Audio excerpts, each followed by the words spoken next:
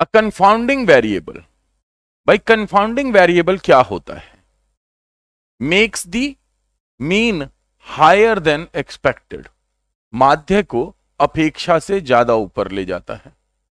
Makes the mean lower than expected, माध्य को नीचे ले जाता है अपेक्षा से।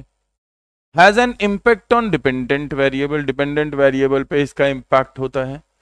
Participants are left with the impression that they have been deceived, participants को ऐसा लगता है कि ये वो ना डिसीव किए जा रहे हैं।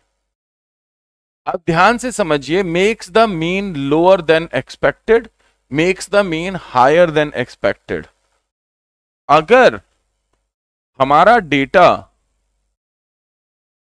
रैंडम नहीं होगा तो मीन एक्सपेक्टेड से लोअर हो सकता है या मीन एक्सपेक्टेड से हायर जा सकता है। मतलब एक ही जगह से हमने डेटा ले लिया, हम लोगों के सोशियो इकोनॉमिक स्टेटस को स्टडी कर रहे थे और हमने जेनपैक्ट, टाटा, आईटीसी या फिर जीई, ये जो गुड़गांव में जो एमएनसीज हैं वहां से जाकर के डेटा ले लिया। तो जो रोड पे काम करने वाला व्यक्ति है उसका डेटा रहा नहीं, मीन स्कोर एक्सपेक्टेड से हायर रहेगा, राइट।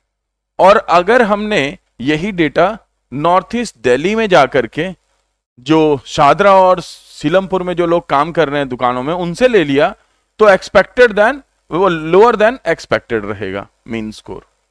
तो ऐसा होता है। Participants are left with the impression that they have been deceived. जब भी कोवर्ट रिसर्च होगी, कोवर्ट रिसर्च में क्या होता है? डिसेप्शन।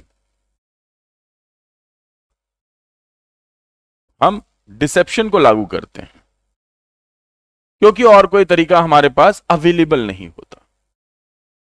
हैज एन इंपैक्ट, जब भी हम देखना चाहते हैं इंडिपेंडेंट वेरिएबल किस तरीके से, कैसे डिपेंडेंट वेरिएबल को प्रभावित कर रहा है। लेकिन यहां पे अगर intervening variable, confounding variable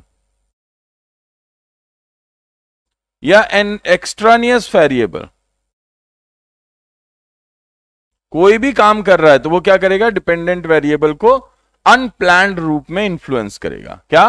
unplanned रूप में, अनकंट्रोल्ड रूप में इंफ्लुएंस करेगा और इससे हमारे डेटा अलग हो सकता है। So that is called confounding variable. आप लोगों का आंसर है बिल्कुल सही। नेक्स्ट,